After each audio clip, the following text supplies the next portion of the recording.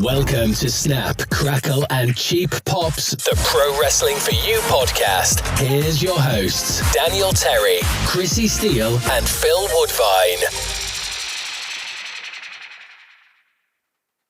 Ladies and gentlemen, this podcast season is scheduled for 1 or 2 episodes. I don't know. I've managed to rein it off of Filthy. It is your voice of Pro Wrestling for You, Daniel Terry, here with Snap, Crackle and Cheap Pops. We, of course, have got Mr. Filthy Woodvine, owner of Pro Wrestling for You. Yeah, hello, too Phil. kind, sir. You're too kind. And we have the man of many names, Crissi Steel, Moneypenny. It's, of course, Chris Strawn. It's our wonderful, wonderful DJ, sound technician, techie on the day, roadie, puts everything together, makes everything run. How are we doing, Chris? All right, mate. Yeah, just general dog's body in terms of what I do. But yeah, General hello, folks. Moneypenny dog's body. I've got to ask, so, where did the Moneypenny nickname come from your point of view? I want your take on this. Oh, I want to start this season off with a banger of a revelation. I want to get deep inside. Oh, God. Let me rephrase that. I want to never say those words to us ever again. I want to go caving into this kind of like this Pro Wrestling for You. No, this isn't working. Tell me, Chris. Tell me. Digging a deeper hole here, Dan. Always. Basically, we had a meeting at Happy Ninja Media, which is the Jesse Divide studio space. This is 3-4 years ago. And I was basically taking minutes for the meeting that happened. And Phil and Leanne, without missing a beat, went, "Oh, look, it's like we've got our own little Moneypenny." There we go. Well, and it's stuck ever frigging since. Leanne's a massive James Bond fan, and I'm quite a big James Bond fan as well. So we were walking into the sort of admin room of Happy Ninja Media, and Chris is sat behind his desk, and he's just sat there like Moneypenny from James Bond. He's quite feminine looking at the best of times. He just had his little desk all nice and prim and proper and tidy. I'm like, oh, it's a proper little Miss Moneypenny. And you know when you kind of hit on something, you go, there it is. Miss Moneypenny. It just stuck. One of your many, many nicknames, of course. I'm sure I'd rather not say the one. Yeah, there's one that Cy from Jesse Divide gave me. And if I gave you the full name, you'd ask more questions than we'd have time for the podcast. So I'll leave it there. That sounds like another episode, and we'll get back to that later. Indeed, but of course, we are here to talk about Pro Wrestling for You. And I thought, we've talked a lot about, the modern day of wrestling, sort of like, Brit Wrest, where it is, where Pro Wrestling for You is, like sort of like the major kind of like milestones that we've hit. So it all has a beginning. So in the words of a very famous musical, let's start at the very beginning, a very good place to start. Back in 2011, what was going through your head when you decided to put together a pro wrestling company? What were you doing? Oh, bloody hell. No, I have no idea, because bear in mind, this is 10 years ago, and we've done a lot of shows since then. It's coming up on about 45, 50 shows, which to some promotions is a lot, to some promotions it's not all that much. But for us, for everything that we've been through, it's a lot of shows, and especially over a decade. Now, 10 years ago, the British wrestling scene was very, very different. Now, obviously, taking the speaking out stuff out of the equation, we kind of need to say that right from the get-go, because I know some schools are closed down, some promotions are closed down, blah, blah, blah. But say last year, there was numerous promotions up and down the country that were doing really good things. You could go to like any major city and find a pretty decent promotion. So 10 years ago, 2010, 2011, there wasn't all that many. There was a lot of the sort of bigger ones, but there's also a lot of piss pots as well. No one was really stepping up their game in terms of production, in terms of sound. They were just putting on a bog standard wrestling kind of show. In a working men's club with a black curtain, and that's kind of it. Some of them didn't even have microphones for the announcers, and honestly, I have seen and heard some absolute shit. Like, bear in mind, I was never meant to be a promoter. This was never the case at all. I'd met Kim Ryder, because she's only recently been Kim Rocks. I mean, when I met her, she was Kim Ryder. That was her ring name at that point. We'd met at she'd gone along to a TNA show 2008 in Coventry. Now, I just so happened to be at this TNA show being part of the ring crew. And when you're the ring crew, you're working 14, 16 hours with very, very little break in between. You're the security for the wrestlers, you're the ring crew, you put leaflets on 4,000 chairs at the Coventry Skydome. You show people, 4,000 people to their seats. Your security looking at the audience during the show so that no one's filming it. You know what I mean? All this sort of stuff. Now, Kim and her mum had gone along to this TNA show in Coventry, and they did the meet and greet, and I was with Robert Roode, or Bobby Roode, whatever he would have been at that point. And they just took a sneaky picture from far away rather than waiting in his line of Bobby Roode. And there was this skinny, pale, strange-looking thing to the side of him, all of 9 stone, being his security. So they obviously didn't know me or who I was or anything. So they were just taking a picture of Robert Roode, kind of about their business. Now, a few weeks or whatever later, Kim or her mum uploads the pictures online, and one of my friends, kind of like a mutual friend of ours, spots me in that picture and is like, "Oh, that's that guy Phil. He wrestles locally in Stoke, BWA." Just so happens, obviously, Kim has now moved to Stoke at this point. It's like, "Oh, bloody hell!" So Kim finds me online. Finds I'm running shows with BWA. I'm just a manager on that show. I'm not running it. I'm not doing anything that I'm doing now. I was just a bog standard, not getting paid for it, manager for BWA. What was your ring name at that time? Oh, bloody hell. It tried to be, because I was probably still in barber college at this point. I had like black hair and like a white streak through it, kind of like how Alex Shelley used to have it. So and people kept calling me Cruella DeVille. So I was like, well, I need something to go with DeVille, because DeVille's quite cool. And obviously, if you ever watched the Rugrats, Phil DeVille from that, I'm Phil. So kind of made sense. You missed the trick there, mate. You could have been Cruella DeVille. Dan, don't laugh at him. It only encourages him. Yeah, I'm okay with encouragement. I'm down with this. I mean, I was trying to think of a name. Now, everyone's first names in wrestling tend to be alliteration. It's DD, MM, CC, TT, whatever. Like, more often than not, that's the way they go down. Like, Dave Derecchio, Mark Morgan, Violet Vendetta. Like, everyone seems to do it. So I was trying to think of a name. And my dad had told me one time that either me or my brother, he wanted to name one of us. I don't remember which one. Dagon, Daygon. But my mum kind of got her own way, and we were Phil and Martha, respectively. And I thought Dagon DeVille kind of rolls off the tongue quite nicely. I like that. Now, with my voice, especially with a bit of a speech impediment that I've got, Dagon DeVille kind of rolls out quite well. And I'm sure if you could announce it, Danny, it would sound quite well. It's almost a bit Marvel-esque. Yeah. You know what I mean? It's got a good number of syllables in it. Yeah. Now, when we say it's fine, the announcer we had at BWA is a guy called Steve. He was the most like a penguin man you'll have ever met. He spoke out the side of his mouth, and he kind of walked like a penguin, dressed like a penguin. And he was just a really strange guy. So when he tried to announce my name, he couldn't do it. Like because I say he literally spoke from the side of his mouth. So he'd be trying to announce this name, escorted to the ring by his manager, Diggin. Oh, for God's sake. He sounds like he's starting up a crappy old moped. Yeah, I'm just there at ringside trying to be all heelish while he's like, Diggin. Oh, for God's sake. So we can't. I probably would have been Dagon DeVille at that point, but then transitioning into Phil T. Smith for some reason. Someone suggested Smith. I was like, okay, Phil T. Smith, whatever. And then for some reason, someone who I was dating at the time said, you're a bit like Rick Mail, which for me is a massive compliment. You're very animated face and stupid and all this sort of stuff. And he was doing the New Statesman TV show where he's Alan Bastard, I think. Is that right?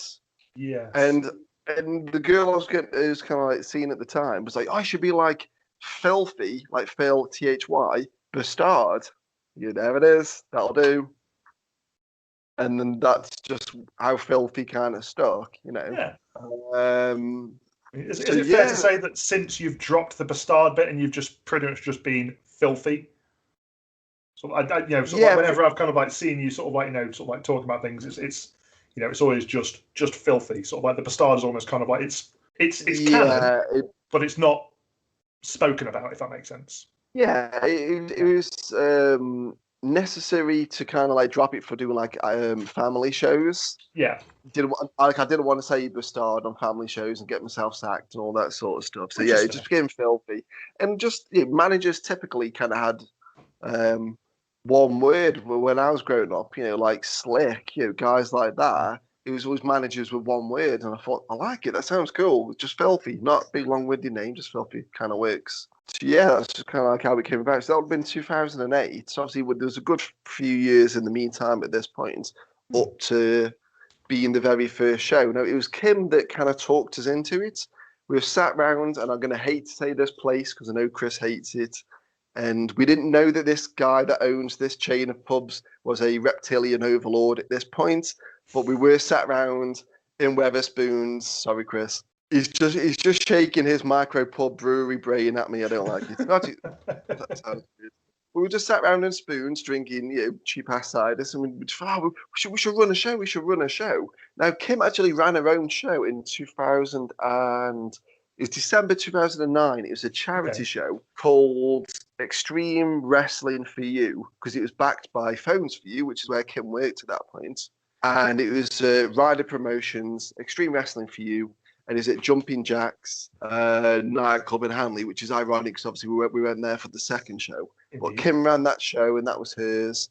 I got to kind of like work alongside Kim. I was like, fucking hell, so this is what being a promoter is. Because the one at BWA didn't want me to do it. He just wanted me to come in, manage, and fuck off, basically. Yeah.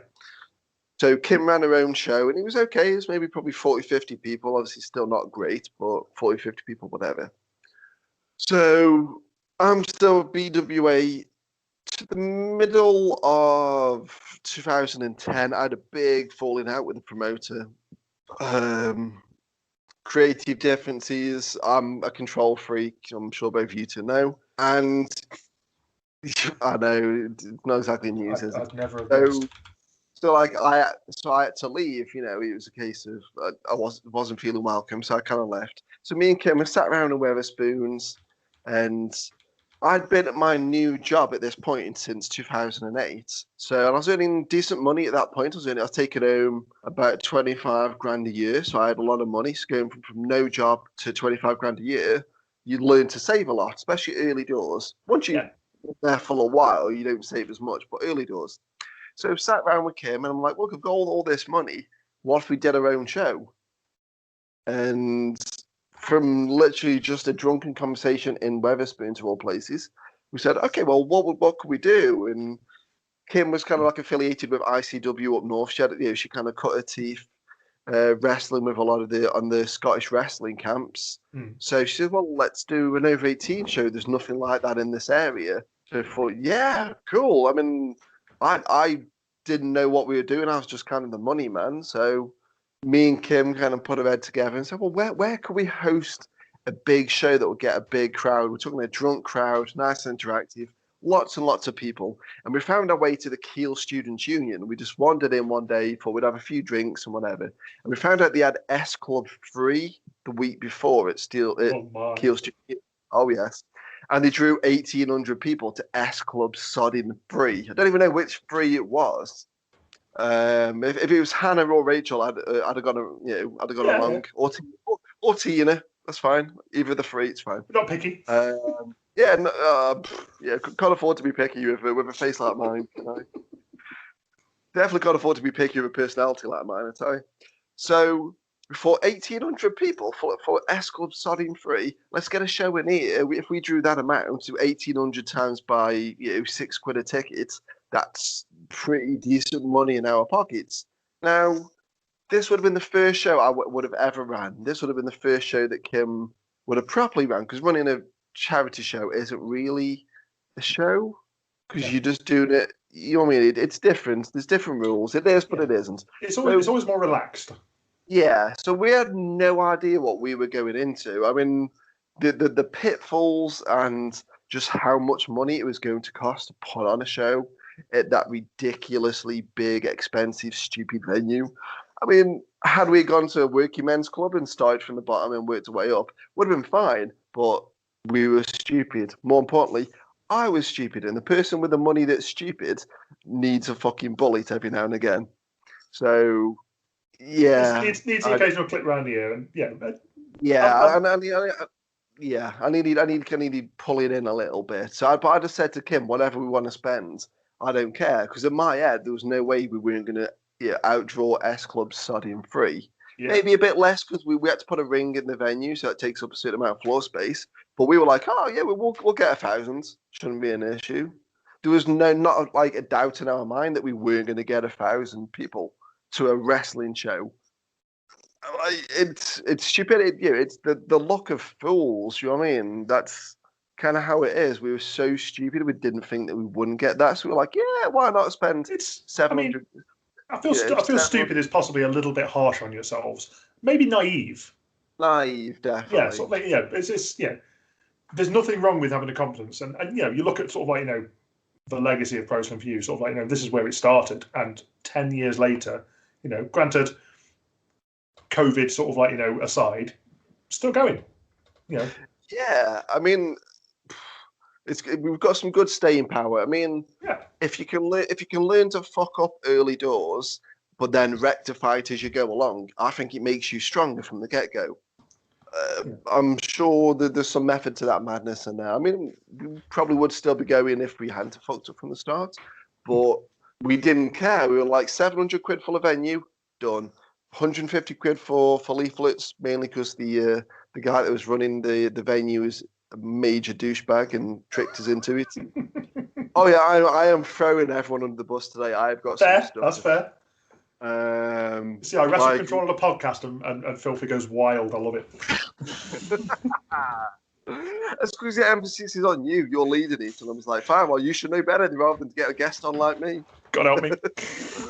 So we spent like a grand just on the sort of the ancillary stuff of of just booking the venue and the leaflets,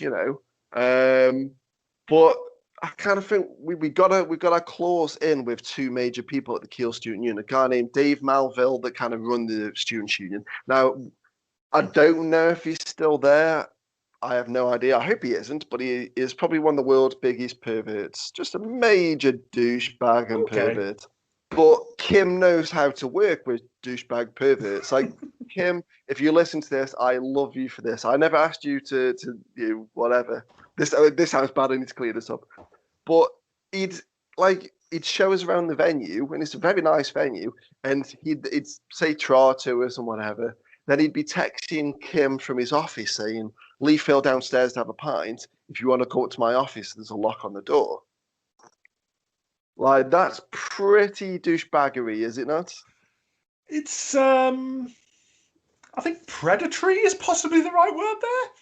Oh yeah. I mean, like, we know, we know that he charged other people and other bands and other gigs or whatever $2,000 to rent the venue. So the fact he charged us just shy of 700, like, it was a major sort of.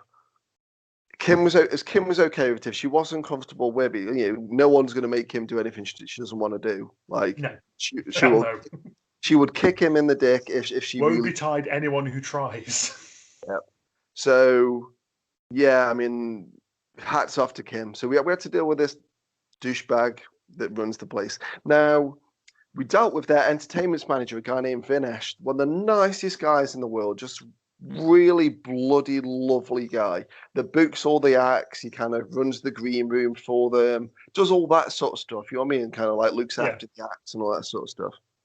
Now, he got us onto Kiel Radio where we sang Len, Steal My Sunshine. This is not a singing voice. I hate my voice. It's the most monotonal, sounds like you've left a Hoover on next door kind of Stokey nonsense voice ever. I can confirm that. Yep. But he made us sing Len, Steal My Sunshine on the Kiel Radio. So, Vinesh, thanks for that. Now, funny little story for us. So, we sent a message to Vinesh. We say, mate, do you want to come for brunch? We'll go to the Cherry Tree, which is obviously Newcastle under Lyme. We'll get you brunch. We'll buy you lunch, kind of thing. And he said, yep, no problem, cool. We're going to talk through some ideas. And he was really supportive, honestly, brilliant guy.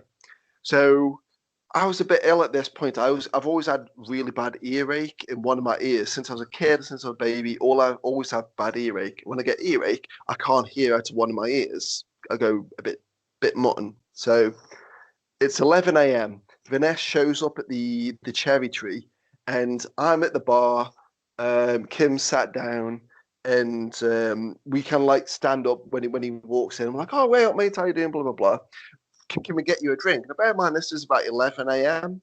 And he works for the students' union. So we'd made an assumption there. So we're at the side of the bar. Vinesh, can we get you a drink? Do you want a pint of this? Do you want a pint of that? He's like, a pint at 11 a.m.? No, I've not got them kind of problems. Our faces dropped because when we led him over to our table, me and Kim have been drinking since like 10 a.m.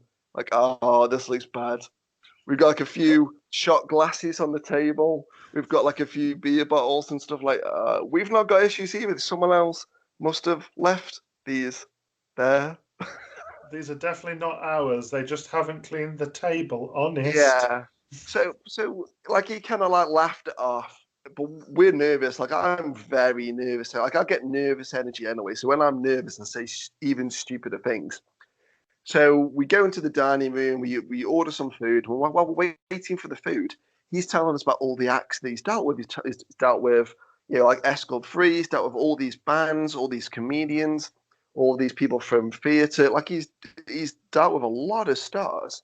Mm. Now, he said the name Greg Davis. Now, I know who Greg Davis is, but yep. I heard Craig David. So I did the Bo Selector impression of Craig David, and he just like from nowhere, he's looking at me. Kim's looking at me. He's have to go, why have you just done that out of nowhere? And I'm like, oh, did he not? Oh, he didn't say Craig David, did he? He said, no, Greg Davis, the guy, the tall guy, and all.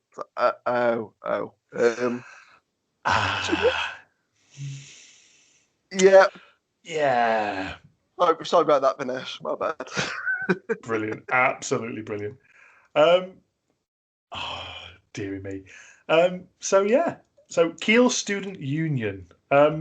Obviously, sort of like, you mentioned that Kim had sort of like, run a show at Jumping Jacks, which you went for the second one.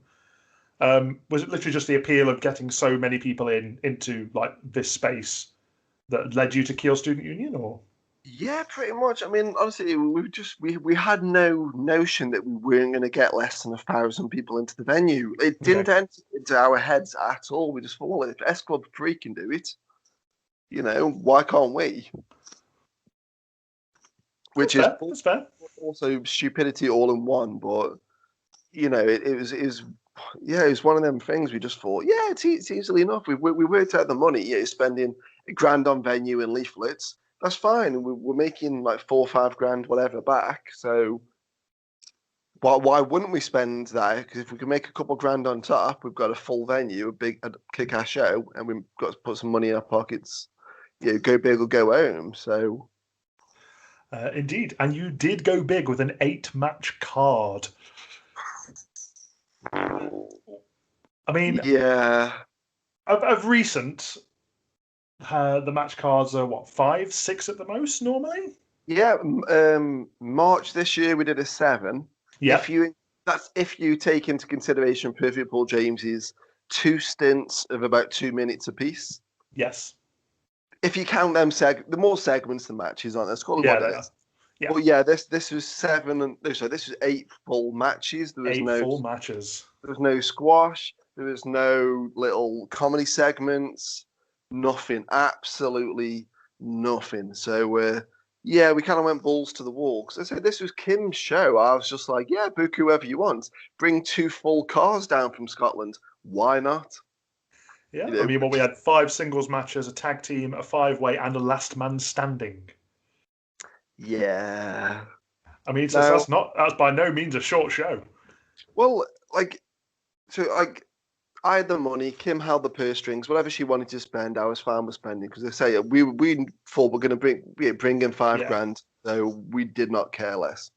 Now I've been spending a lot of time up in Doncaster at a company called 1PW that was run by Stephen Gauntly, and then it was put into a group that owned it. And then it was a guy called Danny Rod that owned it, and they go balls to the wall up there. They had like 12 match cards, 14 match cards.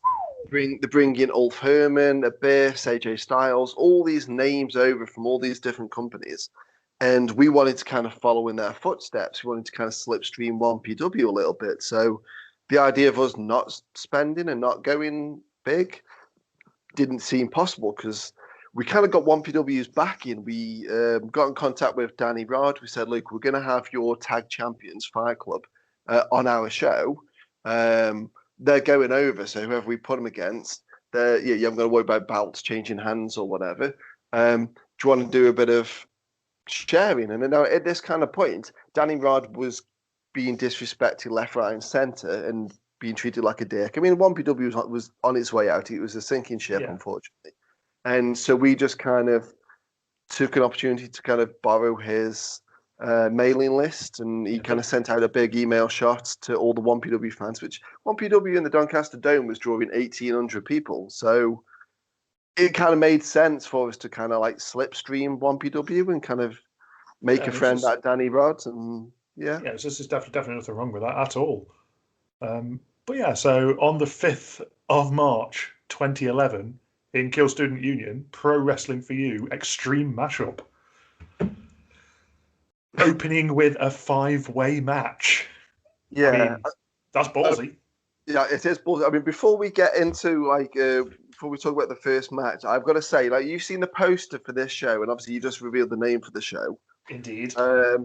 Obviously, Kim held the purse strings, but I can't help but meddle. You've both worked with me for a very long time. You know what I'm like. I have to have my fingers in the creative pie. I can't not do it. So I was working on all the posters and the names of the show and all that sort of stuff. And we didn't think that wrestling was going to draw in Kiel. We kind of thought we needed a party with the wrestling bolted on. That's why on the poster it says, after show party with some DJ or whatever it was. And that's kind of how we did it, because we just thought if students aren't fussed with wrestling, we at least want to draw them in for a party and then softly introduce them to the wrestling. Yeah. So we specifically, the poster for Extreme Mashup and obviously the name Extreme Mashup, I just took that right from Clubland and NRG and Darren Styles and Euphoria and Ministry of Sound and all this sort of stuff, because that's the music that I listened to at that point. So the poster's very neon, bright purple, black purples and all this sort of stuff. And I think there was this CD called like Extreme NRG. It's like Extreme, it's wrestling, it's a party, it's a mashup. Extreme Mashup, EMU kind of makes sense. EMU at the KLU, whatever the fuck it's called. So that's kind of where we went with that. But yeah, so getting back to the card, we opened with a 5-way. Now, I don't remember booking this as a 5-way. I'm trying to work out who of the 4 wasn't booked but came down with the Scottish car. just jumped in.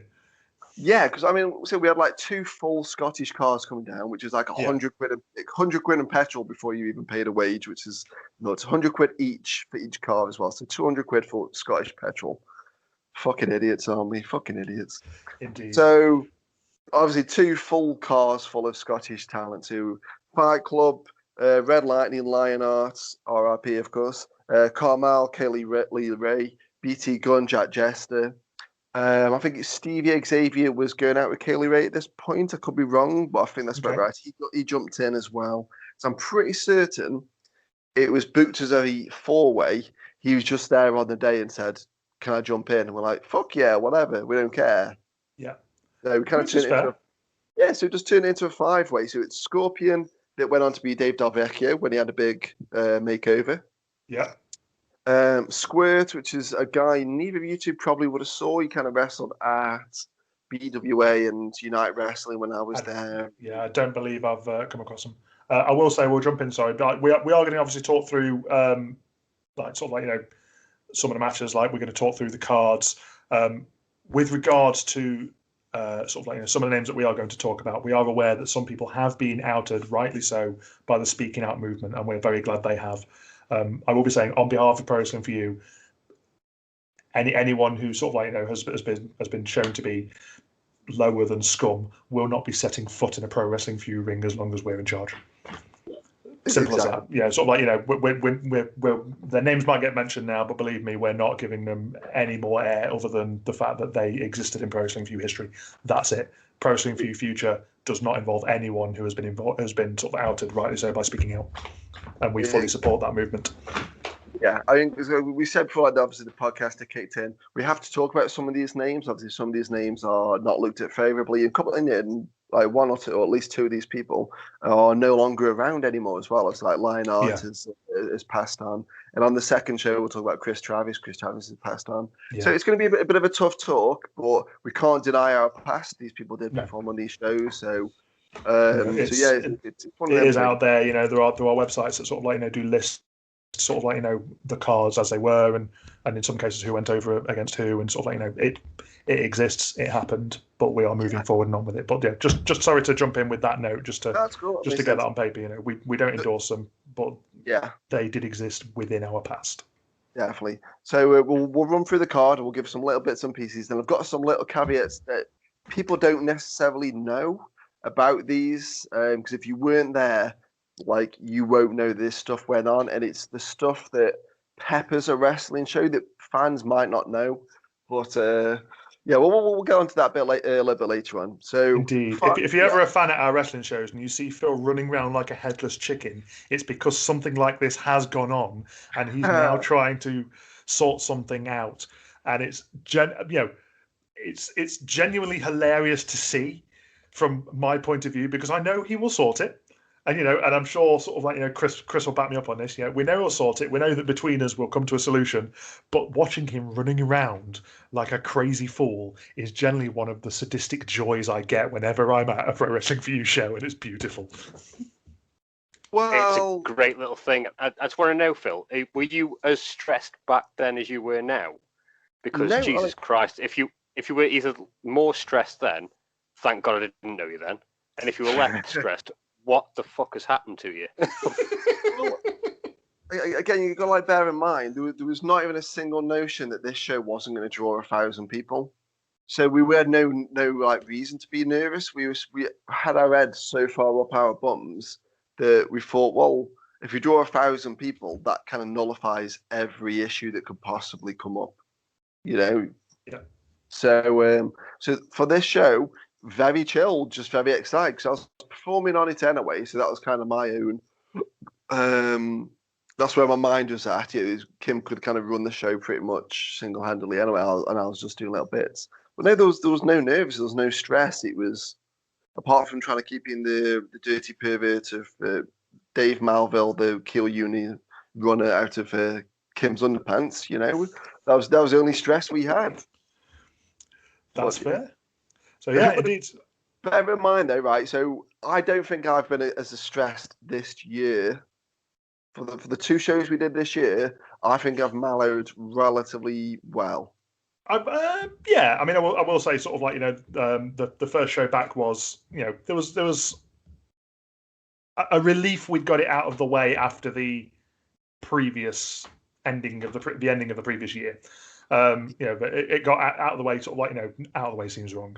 It went without any incidents. Well, yeah, and also bear in mind that like the very first show this year, the small one we did at the Holy Trinity, Wrestling for You on the Rocks, like the main event of that match, of that show, we changed what was like an hour before the show, 45 minutes to an hour before let in, because we were meant to have a Disciple come down, and this is not me chucking anyone under the bus or anything. Like, we were meant to have Disciple, and he had to pull out at the last minute due to some personal issues. And again, that's not a slight against Disciple. He's none of us blamed him. But we literally just had to rewrite the show on the fly, and I wasn't stressed or anything. So so we had an additional person there. It was relatively easy to jiggle around. At any other point in time, that would have been major cause for concern, but No, it's fine. It's fine. Yeah. I've got to say, it was a very weird show for me as well because I wasn't announcing. Because obviously, Kim was back. I was backstage the entire time, which was very interesting and very fun. Obviously, we'll get to Yeah, impressive show on the box. We digress. Yeah, we digress. So five-way opener. It was Scorpion, now Dave Davecchio, Squirt, Stevie Xavier, Chris Rampage, and Davey Blaze. Now, I'm pretty certain Scorpion, Dave Davecchio went over on this one. Squirt was definitely the favourite. The crowd loved. Squirt could pull out 450s galore. He's a very small performer. He's about 5'4", perhaps. As the name implies. Very springy. And the crowd had never seen anyone do a 450. So he was very much a favourite, but Scorpion, Dave Davecchio, later to be, he went over in that one. Yeah. But the crowd still liked because he was still one of the favourites, but local lad going over, kind of makes sense. Following that, you had Bully Boy Briggs and Johnny Starr in a singles match. Yeah, no, I've got to chuck this one out there. I didn't really know either guy. This is one of those Kim bookings. Right. Now, Bully Boy Briggs is the guy we got the ring from for this show. Now, the ring was a piece of shit. Absolutely shit. Like, the ropes are slack as anything. If you see any footage from this show, like, the ropes were terrible, really terrible. I don't know. I didn't know who the guy was. Obviously, I didn't have my network of contacts 10 years ago. I didn't have 3, 4, 5 other names. I can go, okay, forget that ring. We've got another ring here. It was just one of those things of, okay, this is the ring we've got. We have to make the best. Didn't know either guy. Both of them were really nice and respectful, but I couldn't really tell you all that much about either of them two. That's fair. I mean, sort of, obviously very different nowadays that, sort of like you have, essentially sort of like, more or less full creative control, which I'm sure would you ever go back to sort of like having someone else offering like booking pairs on your shows, or would you very much be kind of like, even though that promoter, that person, unless you've seen it and you agree to it, you wouldn't do it? Where would you stand on that nowadays? No, not really. I think like I've got such a good network of like sort of people that I know I can call on. I don't think anybody can do anything creatively that I can't. And I know that sounds big-headed, and I hate the fact that I said that. But that's my biggest skill. It's also my worst sort of attribute because my brain doesn't turn off. But I don't think anyone could match me in terms of being able to come up with creativity and all this sort of stuff. So I think if other people try to book for my shows, they won't necessarily sense the sort of tenor of the audience and all that sort of stuff. So having someone kind of run the business side of things to do taxes and insurance and all that sort of stuff, that's fine because Leanne kind of manages all that sort of stuff. And I can just do the fun stuff. I can just create characters, scenarios, storylines, build tag teams, split tag teams up, whatever. Yeah. That's fair enough. That's good to know. You know what works for your audience and what works for the crowd that we're used to.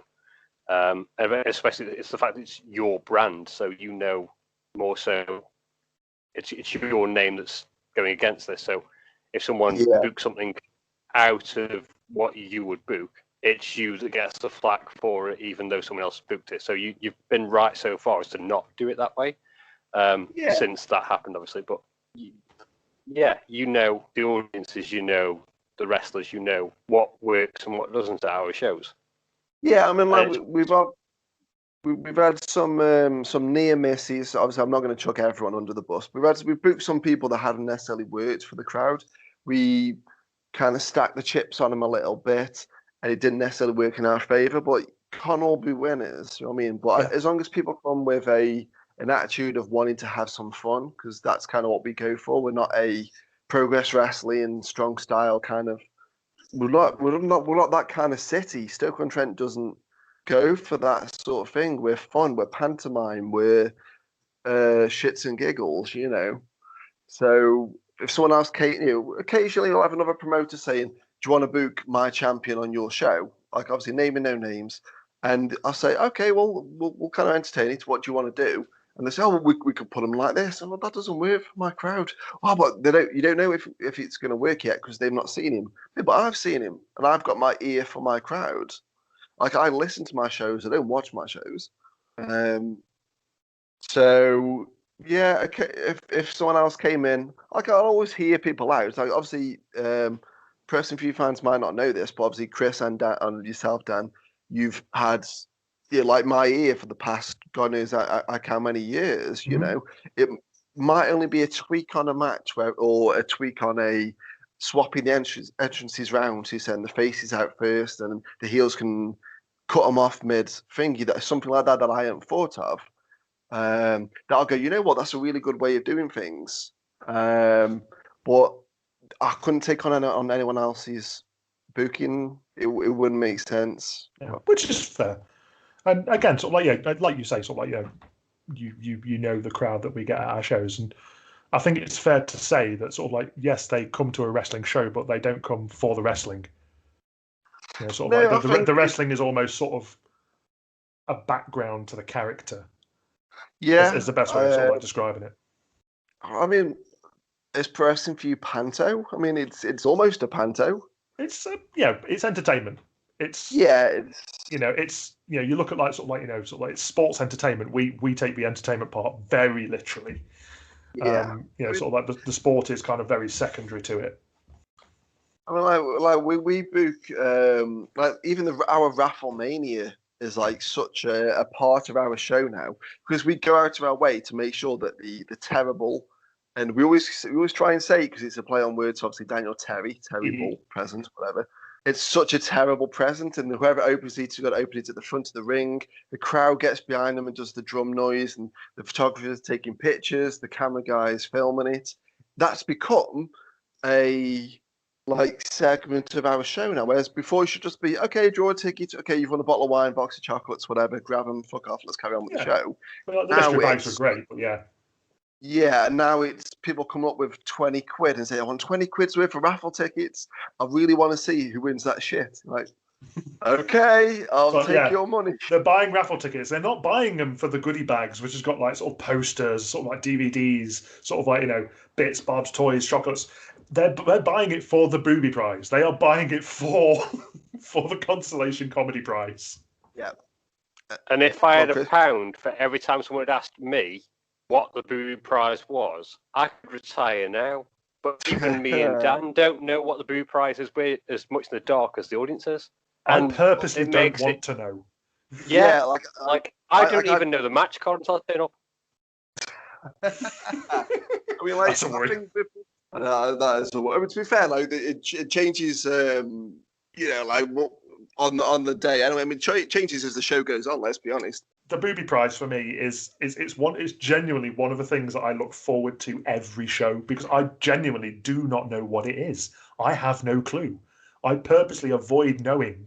I don't want to know, and purely for the fact that the one memory that sticks in my head is a friend of ours, sort of Simon Beresford, sort of like regular comes to the show. Him and his wife Tanya, and Simon, like me, is fairly follically challenged on top, and the prize was a bold cap. Yep. And I just broke. It was the ducky shower cap. Yeah, ducky shower cap. That was it. Yeah, and I just broke. I was just done. I was just completely done. It was possibly the most perfect storm for the booby prize ever, and I was crying. I think it generally took me about 2 minutes to recover because I couldn't breathe to be able to announce the next match. I mean, there have been some absolutes. I mean, I go out into town and I try find the most weird, inappropriate, embarrassing present possible. Like getting like a Christmas CD in July, getting a bath game where you have to pick up poo. All this like really weird stuff. So, and like I will stash it for ages. But if I see something that's like properly raffle worthy, I will stash that for a good while. Okay, if it's 6 months down the line, I will keep it for that point. Let's get back on track. Anyway, we've got indeed to get through. I was going to say, so the next one was another singles match. Paul Malin. I was right the first time. Versus Scott Schuyler. Again, the alliteration. Yeah, so this is one that I booked. So the very first proper match that I ever did would have been 2000 and probably late 2008, because I think I started managing in my first year.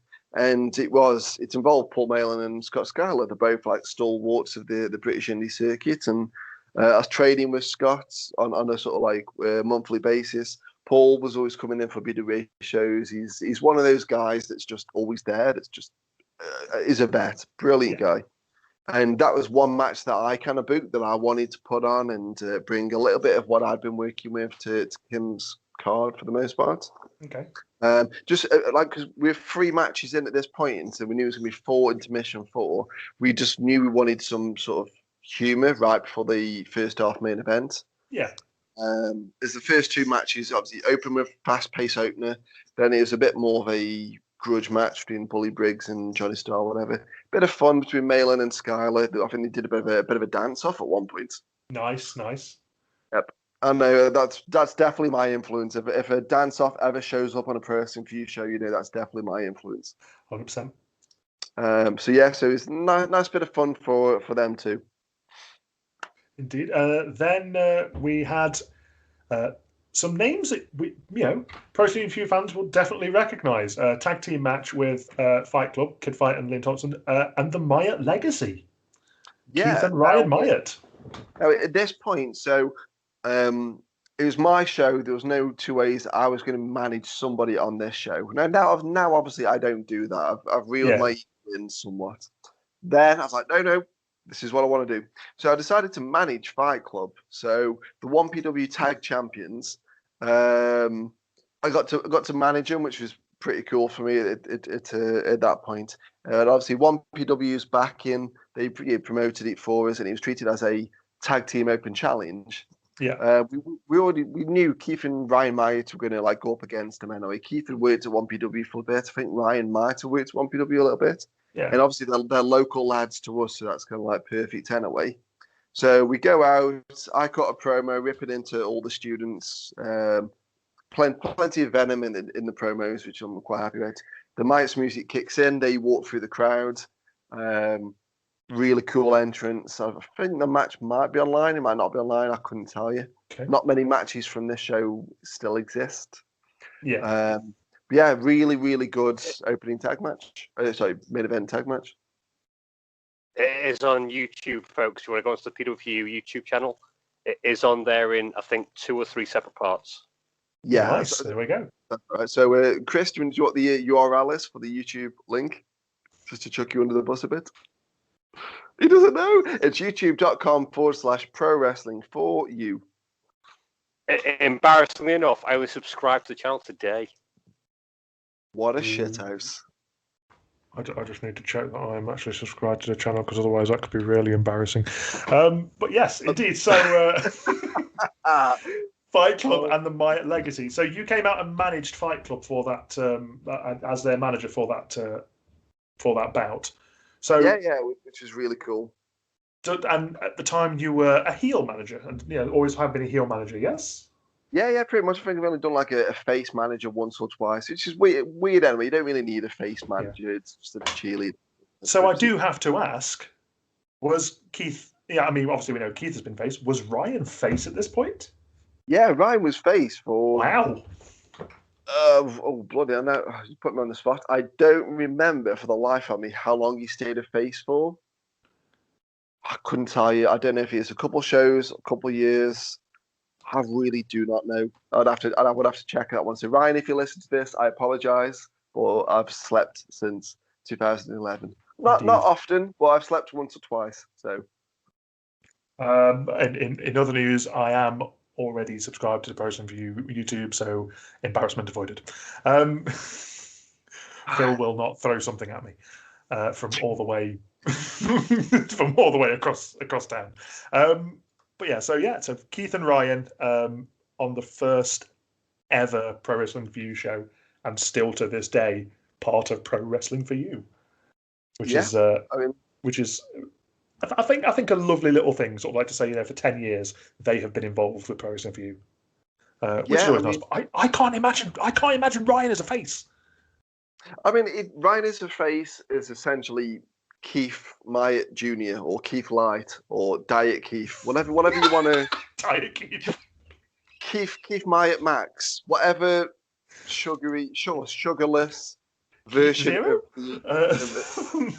Fuck it, that's what I'm fucking brittle. Sorry, Keith. He's so good about you for that. He is, but it's fine. Yeah, so essentially that's it. So obviously it's only recently since Ryan's really dug deep and discovered who Ryan Myatt is, especially as a heel. Then yeah, he's pretty much Keith Myatt Jr. And I think even he would admit that, you know.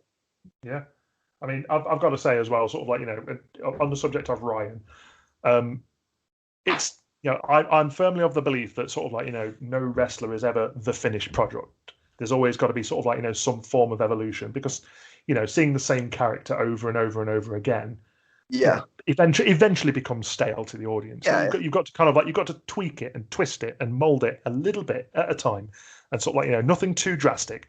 But I've got to say, Ryan as he is now, I fully love. I sort of like, you know, I think, you know, sort of like, you know, from when I first sort of like, you know, was working with him on a Pro Wrestling Future show to where he is now, it's only a short sort of like time span. And obviously, you know, he's been going a lot longer than what I've seen him. But the period that I've seen him, I give him a lot of credit for how far he's come in that time. I think it's phenomenal. I couldn't disagree on that one. So Ryan, if you listen to this one, mate, we all love you. You know that. So indeed, please stop bullying me in the ring. Thank you. Anyway. So I've got to give you like a little bit of info at this point. So in that opening match, in that 5-way match, so it wasn't a wrestling crowd. We don't draw a wrestling crowd. No. It never have, probably never will. Small percentage, I'm sure, yeah, but for the most part, people come for the attraction, and it's a 5-way. So at least 2 or 3 are fighting on the outside, while 2 fight in the ring. And when one sets up for a big dive on the outside, all 5 guys on the outside. Now, at some point, I don't remember who whipped who into the guardrail. There's a guardrail on a couple of the sides of the audience, not on all sides. We kind of run out of guardrails, so we kind of had to make some out of gaffer tape. But hey, every show's held together with gaffer tape and cable ties, so whatever. So one of the guys whips one of the other ones into one of the guardrails. Now there's a girl on one of the guardrails that's got her back to the action. So the wrestler hits into the guardrail, knocks this girl over. Her phone goes in her pint. She gets knocked over, and she's in shock. She doesn't know what the bloody hell's gone on. So she gets picked up. She has a bit of a cry. She goes down to the security office where the pervert that runs Keel was down in the security office. He sends one of his minions up to me. Now I'm preparing for my match. I've got 2 Scottish guys that I can't understand, and 2 Stokies, obviously, that I love to bits anyway. And they're trying to plan a match, and I'm trying to get all the spots together. And so, no, Phil, we need you in the security office. No, I've got a match. I've got a match. We need you now. Oh, fuck's sake. So during, I think it's the 3rd match, the Malin and Scott Schuyler one, I got dragged to the security office where the perv and this girl is crying her eyes out with a broken phone and a pint. And I had to like apologise left, right, and centre because I didn't know the wrestlers were going to do that. Yeah, like I can't, know everything. No. And so I had to apologise, give her my info, and we had to sort her out a phone like a week or 2 after the show, which is a bit nuts. That's a bit nuts. Now, also during this interval, now I didn't know this until I think it was 2 years ago, 3 years ago. Now the pre-Sexy Kev was in the audience. He hadn't started training yet. He was just Kevin Lloyd. I was going to say, sort of like Keith and Ryan are we're not the only kind of like current rosters there. There was also some people in the crowd. Yeah, indeed. And he was just Kevin Lloyd. He hadn't gone to wrestling training or anything yet. Now he gets chucked out of this show via the bouncers for being too drunk at a students' union. Now, I'm guessing the bouncers would have seen all sorts of people over the years come and go. People stripping, dancing, getting on pool tables, inserting things, whatever. What state would Sexy Kev, or pre-Sexy Kev, who's a really nice, quite shy guy anyway, what state would he have been in for the bouncers to have had to have chucked him out? I don't know. I mean, to be fair, the thing that I think about now is like you look at Sexy Kev and sort of like you think there's literally very little sort of like fat on him. How little alcohol must it take nowadays to get him drunk? Because surely there's nothing to soak that up. Yeah, I mean, like he wasn't necessarily out of shape when he would have been at this before training, but he was probably a bit. I can imagine he's in better shape now. Yeah, I think he referred to himself as being a bit doughy, perhaps, like a bit doughy around the middle. Kind of built like Mr. Tickle, big dangly arms with a knot in the middle. Yeah. Kind of To be thing. fair though, I can imagine that's everyone who kind of like before they start wrestling training. But yeah, yourself included, because I have done some wrestling training, which given the state of me now, might surprise some people. But I wasn't in bad shape at the time, but I was not prepared for how good a shape I needed to be in, just from the warm up of that thing. So I can imagine. It's fair to say that prior to starting wrestling training, I think people who stick at it probably come out the other end in a lot better shape. Yeah, I mean, like because obviously Kev didn't tell me this till a couple of years ago. I think it's 3 years ago, something like this. I have combed through, because it's 300 pictures from that show. I've combed through 150 pictures because he said he got kicked out during the interval, so only the first half. I've gone through those pictures with a fine tooth comb and sending in pictures going, is this you? Is this you? Is this you? Haven't found him yet, but Have you checked the bar? Check the bar. Have you checked any pictures of the bar? Because if he got chucked out, that's probably where he was. No, I would let you just like pictures like from the show, because most of them were like round the ring, so it's just kind of looking into the audience, going, "Could that be him? Could that be him? Would he have had glasses? Would he have had a haircut?" It's like the most niche game of Guess Who ever. It's like where's Wally, but where's Kevy? Where's Kev? Where's Lloydie? Indeed, but so following the tag team match with the still existing Maya Legacy, there was another singles match, Red Lightning and Lionheart. Yeah, so this one was another Kim Rocks, Kim Ryder, Kim Brown, whatever you want to call her, booking. I didn't really know either guy. I knew Lionheart a little bit from 1PW. I'd seen him, didn't really know him. Obviously, now he's passed on. So Bless him. RIP Lionheart. We got Vinesh involved in this one a little bit. We kind of wanted something different to open the second half. So we had Vinesh interviewing Lionheart, I think it was. I think we sent Lionheart out first. Vinesh was interviewing him and he was kind of getting over with the fans. Red Lightning came out, gave Vinesh a slap. And Vinesh really wanted to be on this show. He was like, "Oh, let me be on, let me drop kick someone, very fanboyish or whatever." Yeah. When these two, I mean, Lionheart and Red Lightning, they are two stocky bastards. When they went up to him and said, "Cool, one of us is going to slap you." Yeah, you could hear Vinesh's wee took itself back up inside of him. Yeah. He took a slap like an absolute pro, so I can't fault him on that one. Just fair. A good rugged second half opener with a nice little bit of, because Vinesh brought loads of the students in. Like he was key to bringing a lot of the 250, 300 people that we had in, which we did pretty decent. Like he was key to doing that. So if he knew he was going to take a move on a show, you knew he was going to promote it well. Yeah, so which is fair. Yeah, so a good, solid, stocky second half opener. Yeah. Following that, we'll briefly say this one. You had another singles match. El Ligero and Zac Diamond. Yeah, now, obviously, Zac Diamond is kind of better known as Zach Gibson these days. Yep. Obviously, a sweetheart of NXT UK, one of Triple H's favourites, Regal's favourites, Nigel McGuinness's favourites, so on and so forth. Yeah. Now, he was going against El Ligero. Now, what's come out about El Ligero, we can't change that, but we're going to talk about this match. Them two were made to wrestle each other. They just work. They just work. Now, Gibson was a very different guy back in 2011. He had a bit of a CM Punk and Ring of Honor vibe. He had relatively shoulder length kind of hair. He had like the sort of basketball shorts or boxer shorts. Very, very CM Punk-esque. Yeah. Now, he didn't know how much Stokies hate Scousers. He had no idea. He'd been wrestling in Stoke for a good while at United Wrestling, and he was always a baby face there. So we made him a heel. And I said, mate, seriously, trust me, Stokies hate Scousers because they say we sound like you're just a bit more moany. So he's like, all right, mate, cool, whatever. So he went out and Kim announced him as from Liverpool. And someone in the crowd started chanting, "You Scouse bastard." Okay. Perfect timing. There's Good like start. a domino effect. Lots of people start chanting it. You can see on his face, he's like, "Oh, okay."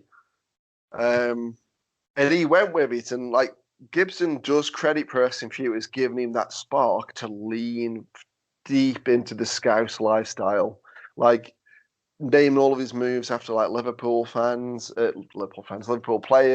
Yeah. and all that sort of stuff. You lean fully into the Liverpool lifestyle. And they had a really, really good match. There is some footage of that match online, and that does show just how shit the ring was. Just painfully.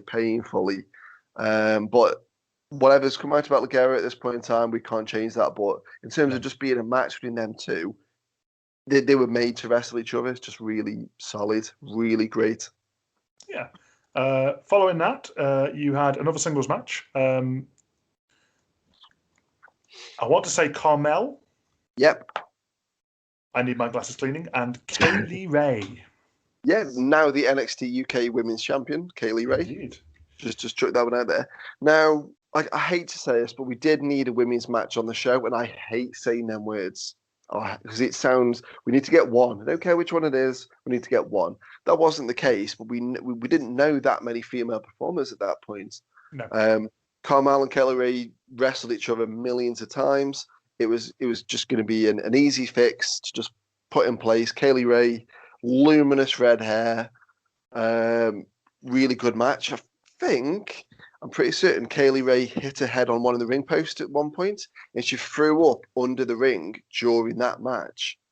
So if there is footage of it online, you'd have to kind of look out for the bit where she goes under the ring skirts and throws up under the ring. But I don't think there is footage of that match, unfortunately. But That sounds very familiar. Both ladies, absolute pros, just brilliant, both of them.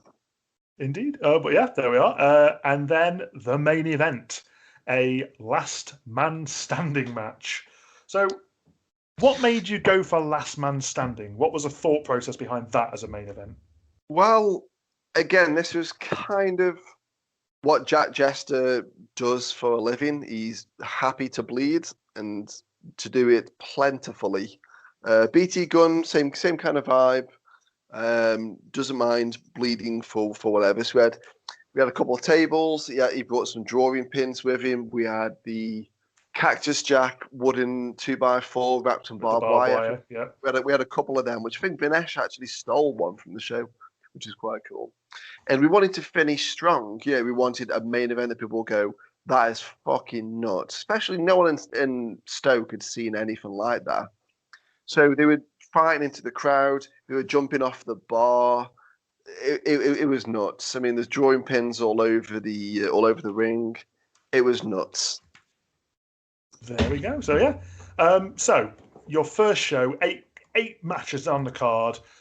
If you could go back in time and give young Filthy and young Mama Rocks three separate sentences of advice for running a show, from knowing what you know now, if you could go back in time and give them 3 sentences of advice, what advice would you give them?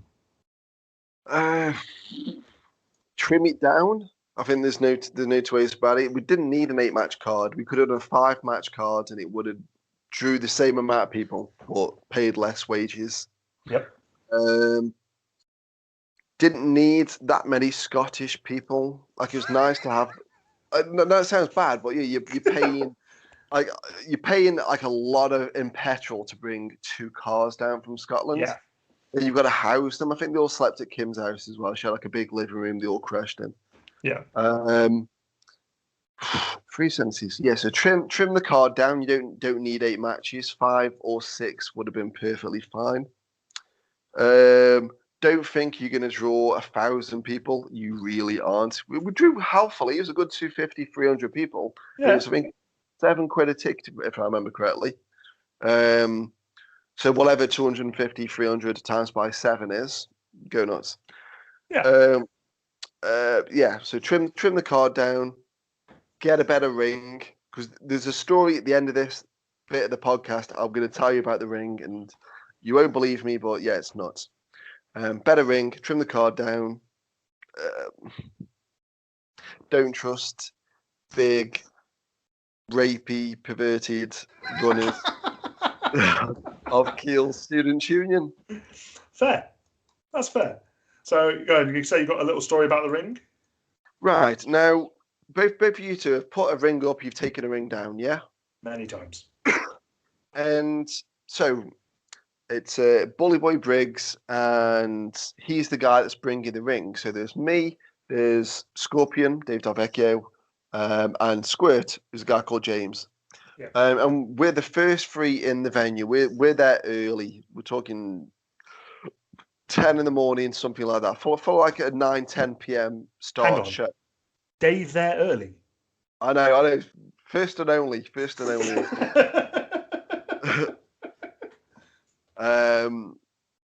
So us three are there. We're waiting on the ring. So we're setting chairs up. We're just doing bits and pieces, all the usual stuff.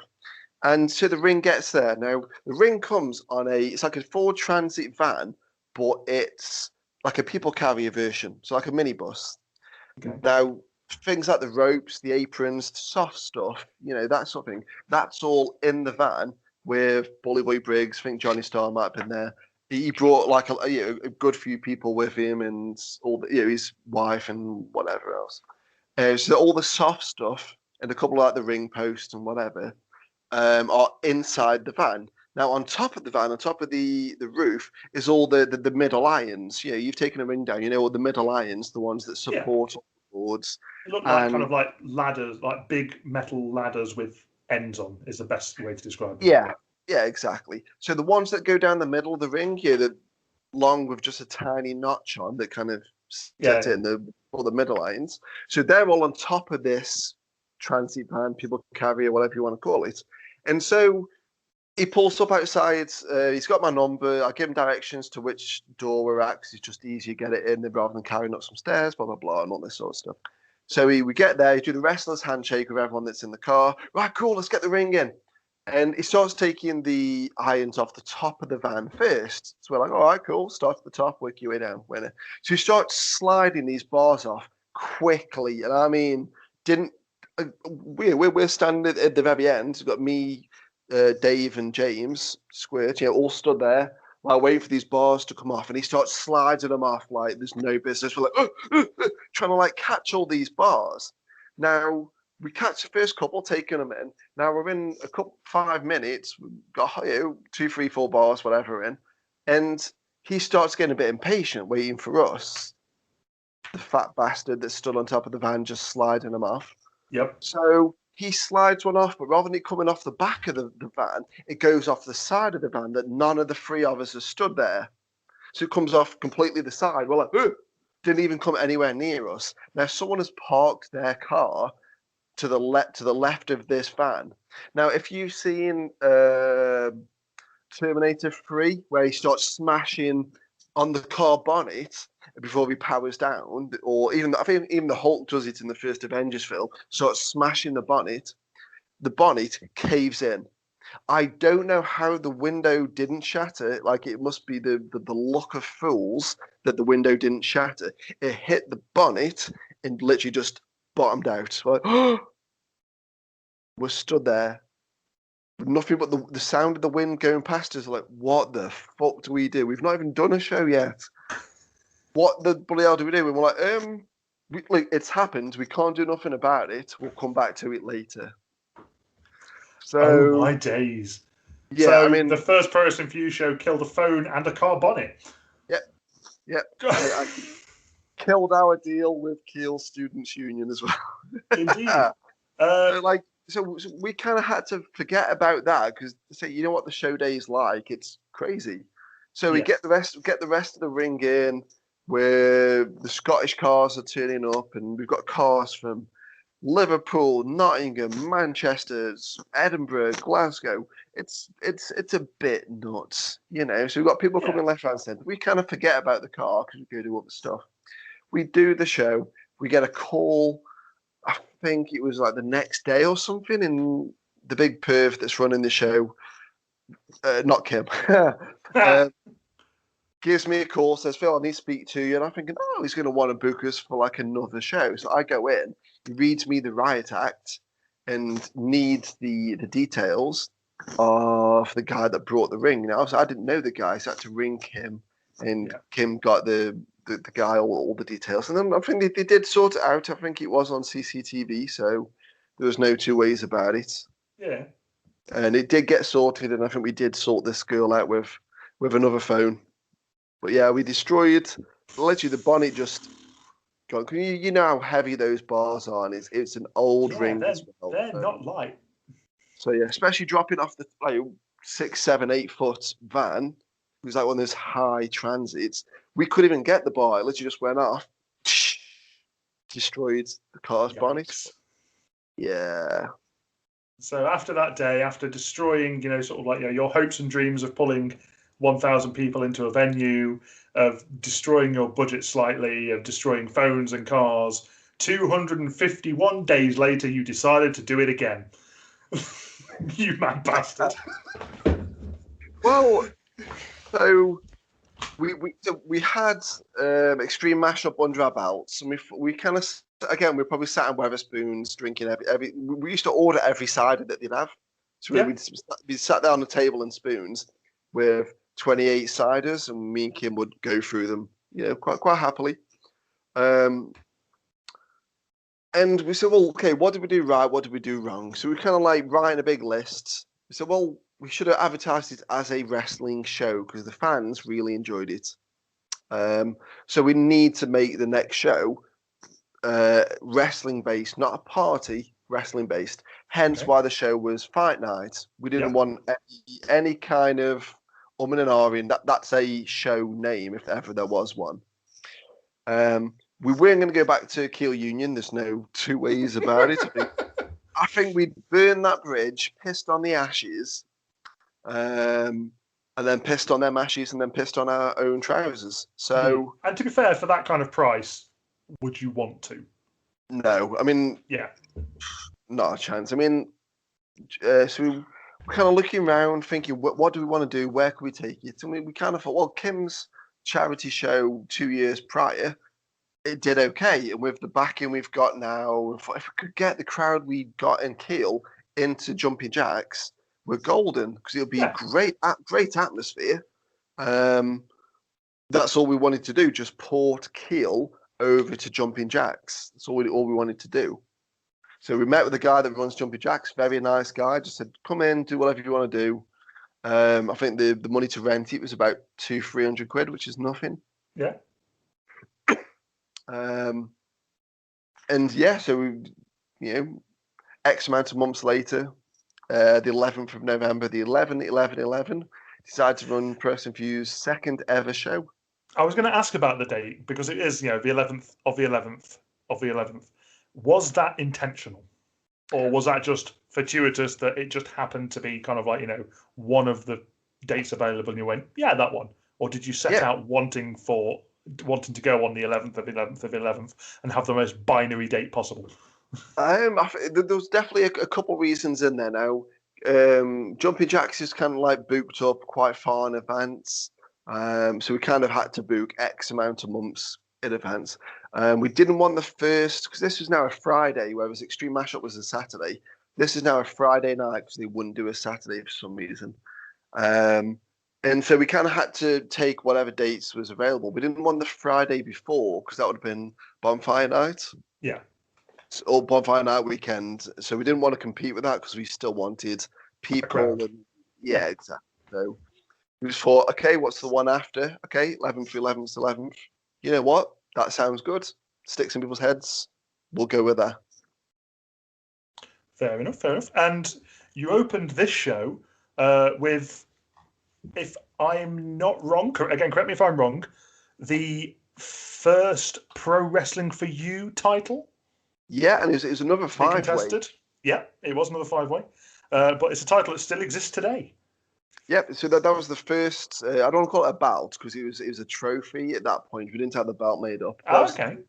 was the first championship that we had up for grabs. Yeah. And the 5-way, apart from almost killing a girl and making us pay for a brand new phone, the 5-way at the other show did pretty well. So we thought, you know what, it's different. So let's do that again. So Extreme Mashup was 90% Kim. So we call that Kim's show.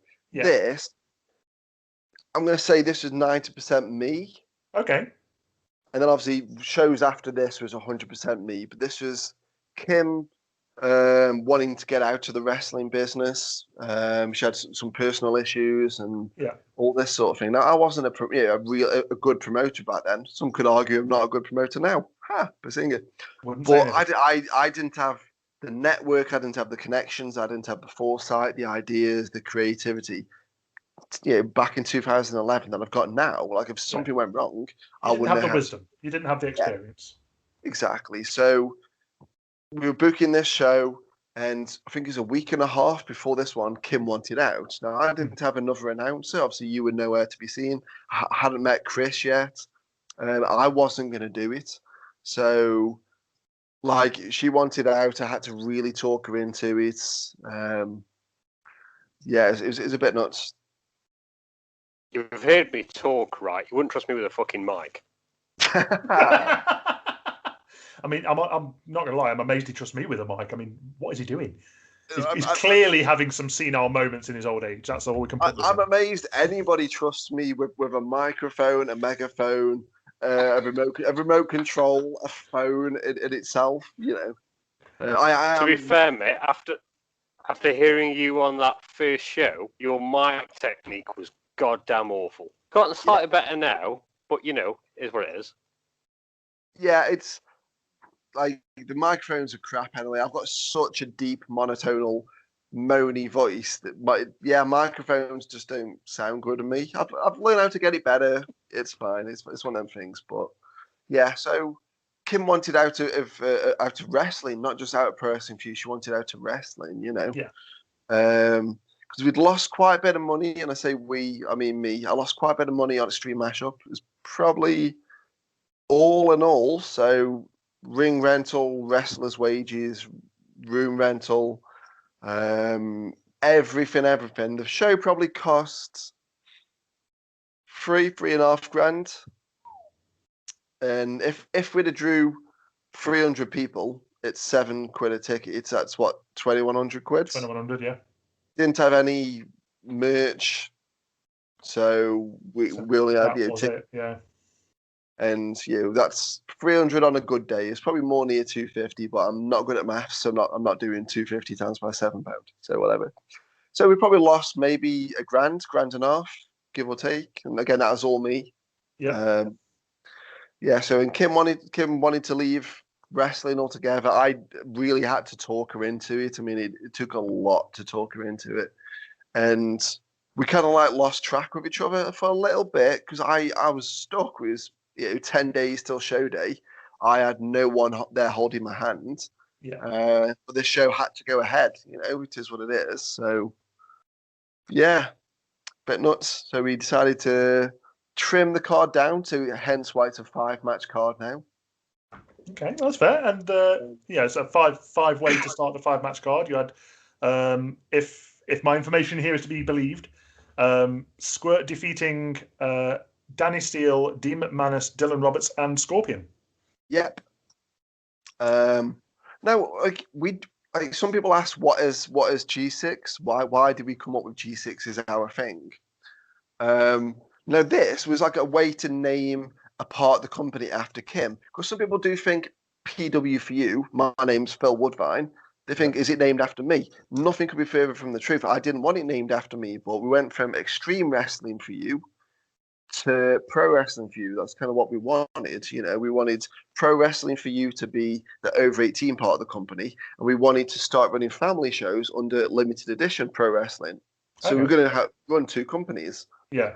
But obviously, after seeing how both over 18 shows bombed for the most part, we just sacked it off and then whatever. Which obviously we'll get into that next time because we're not touching Devil Showdown 1 and 2 in this episode. We're not going to do that yet.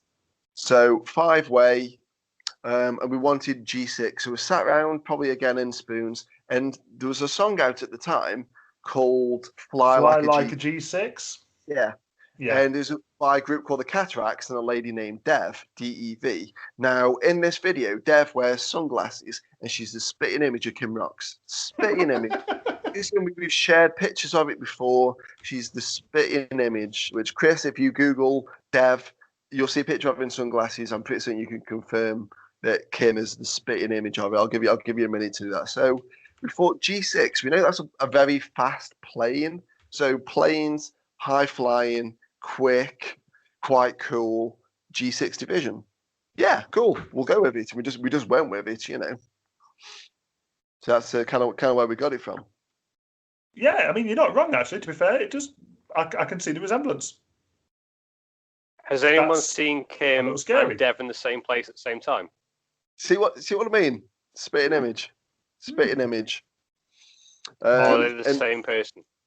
Maybe. I've heard Kim sing once or twice, and the least said about that the better. Kim, I love you, but please don't ever sing in my presence ever again. I won't if she won't. Auto-tune's a wonderful thing, mate. Could you imagine me, Kim, you, and Dan all singing? I can't think of anything worse. I've got a good voice. What are you talking about? I've done amateur theatre. You've got the best voice out of all five of us. I'll give you that one. I've heard you singing. What was it? Avenue Q's. Everyone's a little bit racist. So whatever that song was. Indeed, yeah.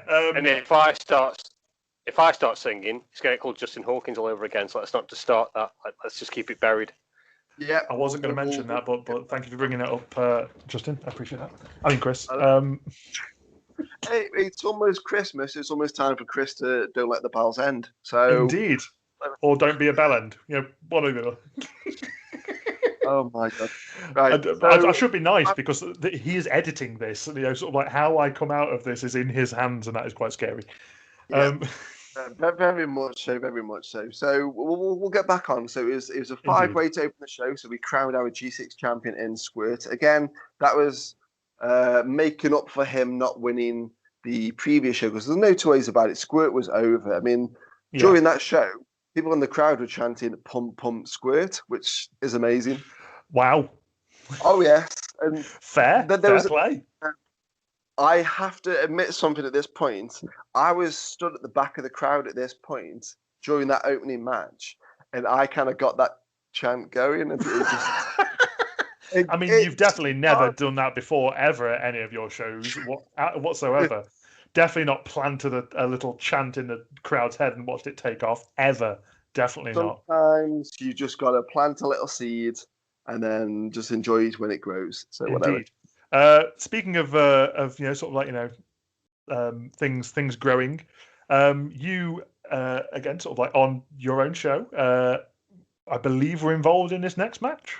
Yeah, so we're doing like a 5-match card rather than an 8-match card. You kind of want to bring the opener fast-paced. The second, if you're doing 3 intermission 2, so the opener nice and fast to get people up and excited. The second one is a good place to do comedy, or a little bit of fun, a little bit of shenanigans. And then the third is your sort of first half main event, so you want a solid match. So I was managing a guy named Prince Mohammed Amin, who's just like a sort of very rich Asian guy kind of deal. He's one of the nicest guys in the world. Mo, absolute gentleman of a man, honestly, brilliant guy. It says online that it was a 2-on-1. It wasn't. I was managing, but I was a very physical manager. I was there to take a few bumps. So it's him versus Scott Schuyler. Now, Scott's a guy I worked with at United Wrestling. I called him the quintessential Stokey because he's very quintessential Stokey. And that kind of stuck. So it was a good juxtaposition match. So rich, rude, arrogant Ballends versus their guy. Now, funny little side note at this point. So Scott came out and he had a packet of oatcakes lodged in his, I think it was either in the front of his gear or the front of his singlet. Now, to get the Stokey people on side, he was chucking out oatcakes at people. We'd already given out shots before the show had started to get them drunk and whatever. And Scott was chucking out oatcakes. Now, at this point, what would like a year and a half later, be my then girlfriend, a girl named Shannon, walked into the venue because she took a chance on her weird wrestling co-worker's wrestling show. She walked in with her mate and got smashed in the face with an oak cake. Like, she had no idea. She just walked in the venue and thought, all right, Phil, and shut up about this. I suppose he's okay. Let's go watch his show. He hasn't shut up. Smash! Straight in the face with a flying oat cake. Brilliant.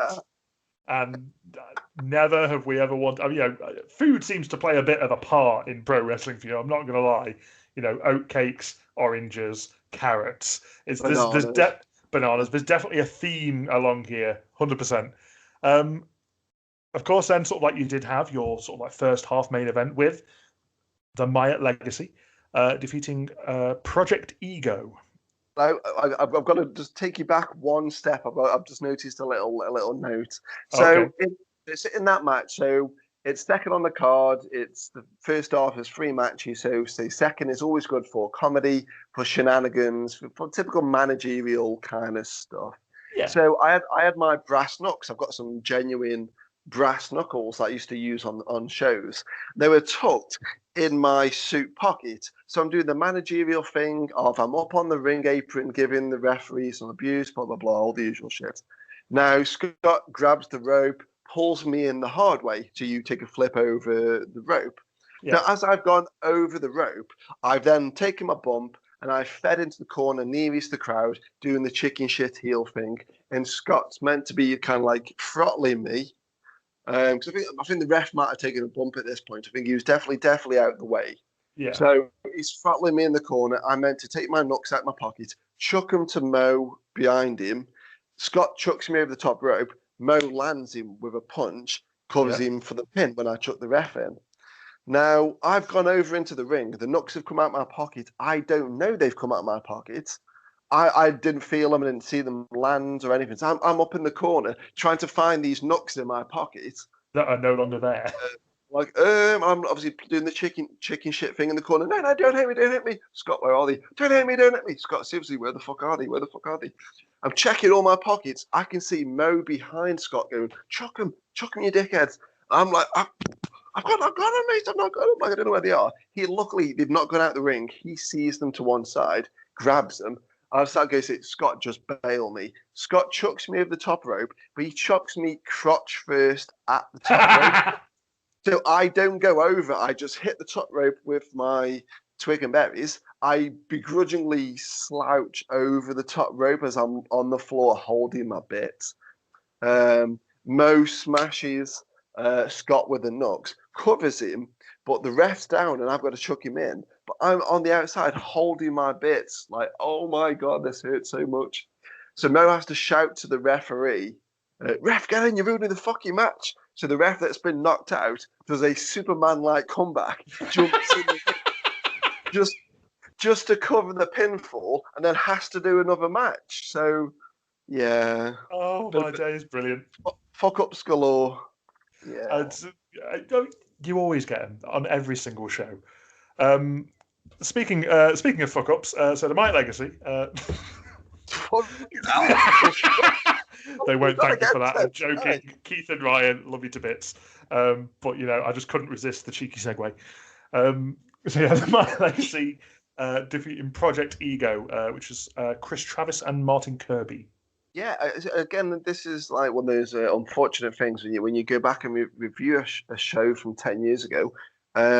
Martin Kirby is now retired. Lovely guy, just really genuinely lovely guy.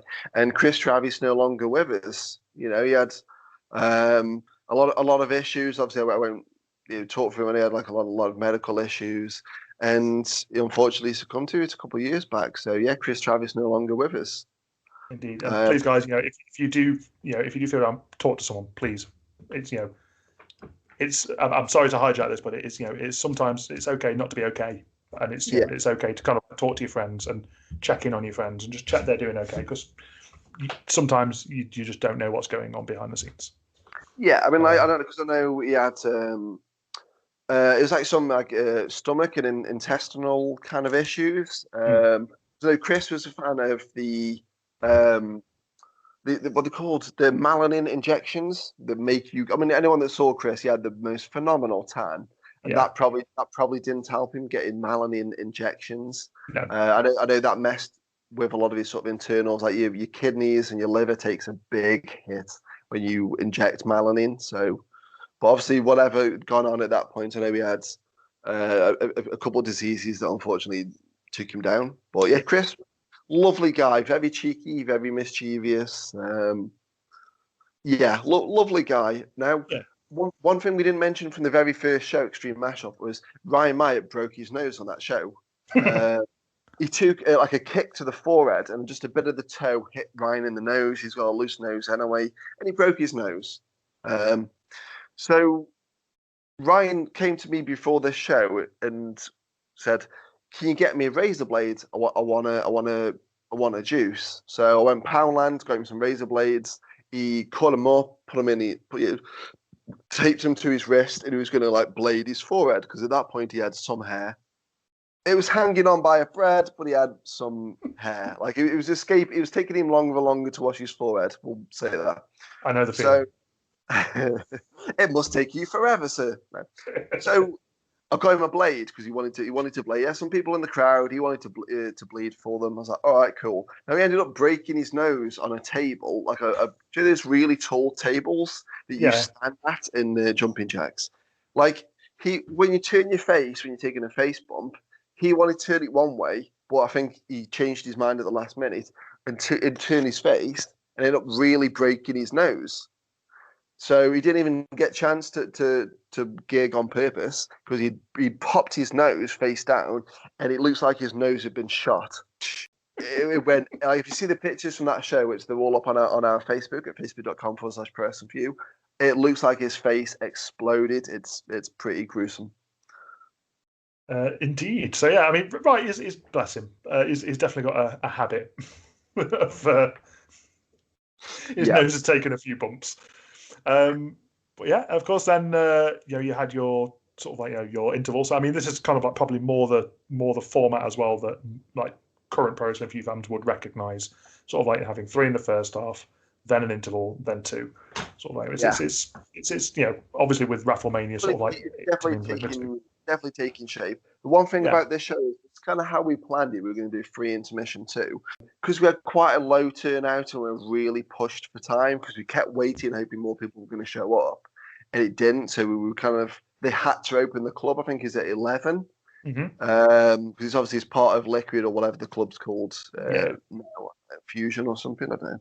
So we kind of just skipped the interval and just went straight into the second half. So it's just 5 matches straight through.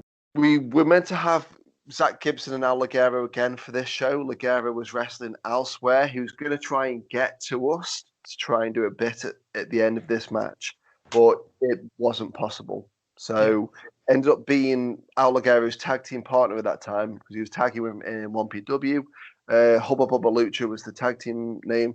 It was Bubblegum. And again, we've got to talk about this match. It's part of our history. Some stuff has come out about Bubblegum, but we've got to talk about this match because, again, we can't change history. So, yeah, it made sense for Zach Gibson to, if he couldn't get his hands on Ligero again, he wanted to get his hands on his tag team partner. So yeah, and then the finale. I was going to ask, if you were to announce Babyface Pitbull now, would you announce him as your favourite wrestler in professional wrestling ever? Because you never stop talking about him, Dan. I mean, you always speak so highly and favourably.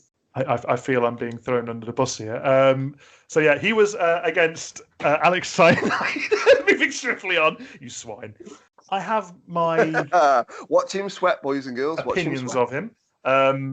I've seen the damage he can do to a venue. And had to help deal with that afterwards. I've got one story to tell about Pitbull, and it's from when I used to do the lights at PW4U. I used to be behind the curtain, as Phil will contest this, because I used to because I couldn't see what was going on in the ring. I used to poke my phone out of the curtain and watch it through the camera. Yeah. Pitbull one day, before he goes out to the ring, he goes like, "Keep the music going until I've done a certain move." I'm like, "I don't do the music, I do the lights," and he couldn't hear me over the music. So he's like, just keep the music. I'm like, no, I just do the lights. Like, I'm showing him, like, in sign language, flashing sort of like hand gesture. And he's like, yeah, sound like putting his thumbs up. Like, you're not getting the point here, dude. Like, I'm like, I don't do the sound. I know it looks like a mixing desk, but this is all flashing lights. This is not what you think I'm doing. And he walks out the ring and, like, he finishes his match and whatever. He comes back and goes, oh, now someone's music, mate. I was like, no, I was telling you I do the lights. He goes, oh, fuck. Like, oh my Jesus days. Christ. And he did it 3 shows in a row. I've no words. I've let you know. I mean, No. like, he was our first ever champion, 2 times Pro Wrestling Feud champion. He's one of those guys that, for me, like, he's always fine with me. I've not got any issues. You just got to. It takes a while to get to know how to speak to him, because he's a very serious guy, and he does probably take himself a bit seriously. Mm-hmm. Quite rightly so. I mean, he's trained at the Team Taz Dojo in New York. I mean, he is like I've been in the ring with him at it was a BWP Summer Rumble 2016. I went out at number 1. He went out at number 2, and for like the longest 2 minutes of my life, he sat on my head. He smashed my sunburn with his fists. He's a very serious guy, but I get it. You know, It's one of them things. He's one of them things. Like him and Cyanide. I think it's fair to say he's Marmite. Yeah, we'll go with that one. We'll go with that one. Exactly, but yeah, him against Alex Cyanide. Yes, I mean they were always like a really good like pairing, because obviously Cyanide's a big guy, and Sam's, he kind of makes up for what he hasn't got in height with his attitude and whatever. So it's just a good 2 big blokes knocking crap out of each other, essentially. Are you saying he has small man syndrome? I couldn't possibly say that.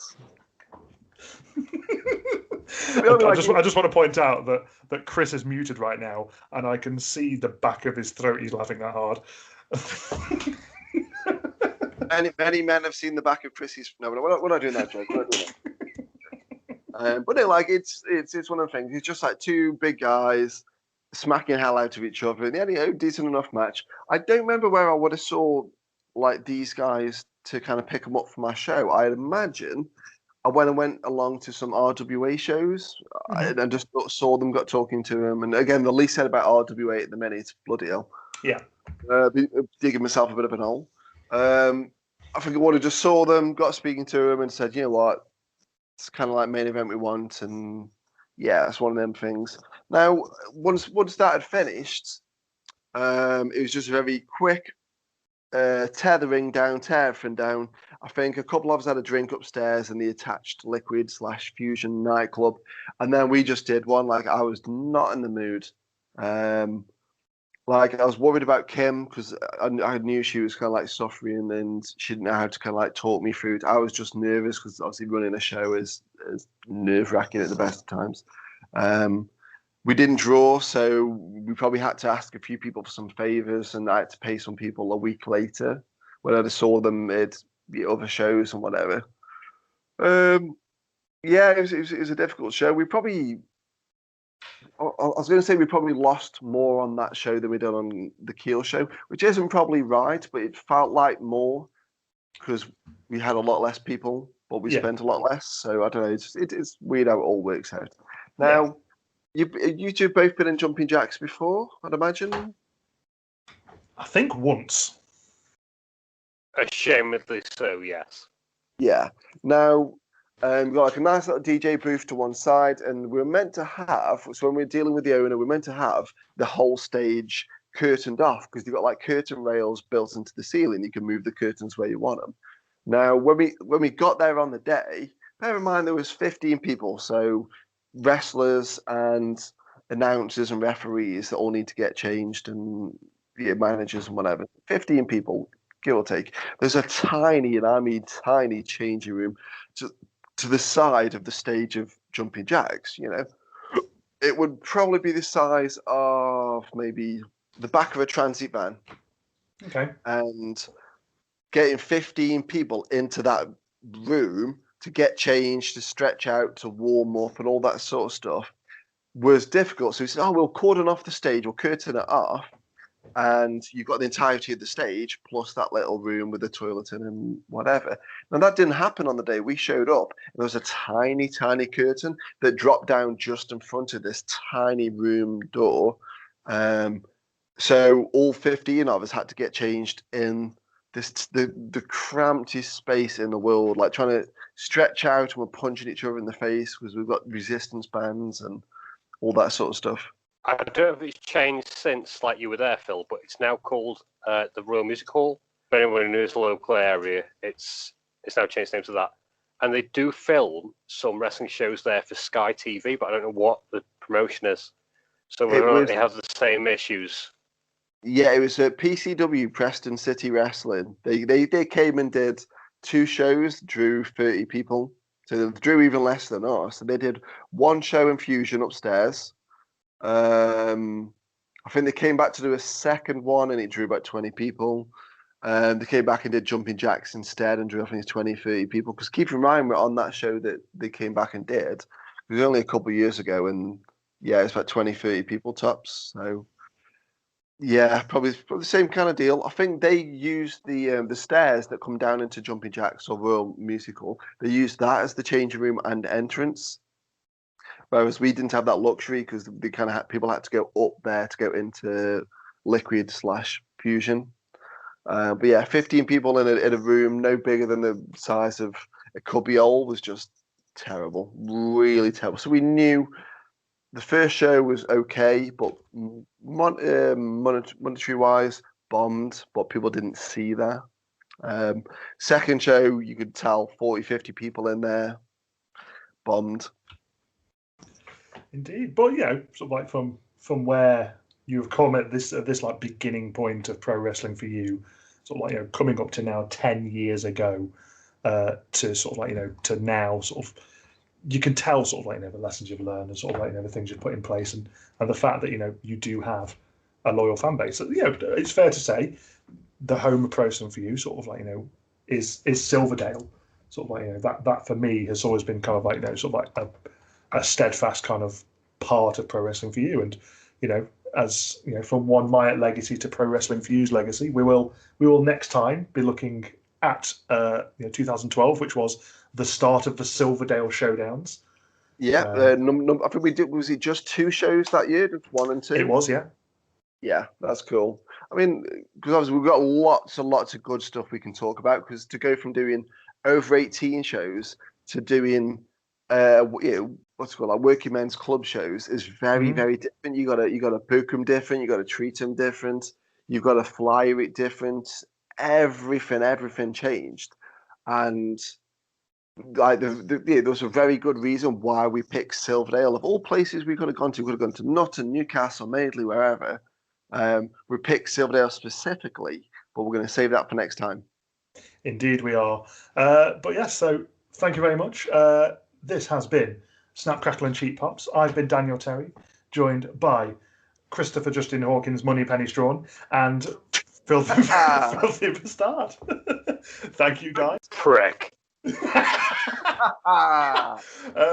forget, sort of like wherever you're listening to this, follow Pro Wrestling For You podcast, follow Snap, Crackle and Cheap Pops. We will be back for the next episode. Thank you. Thanks for listening. Check out Pro Wrestling For You on all social media platforms and stream our back catalogue of shows over at pw4uondemand.co.uk.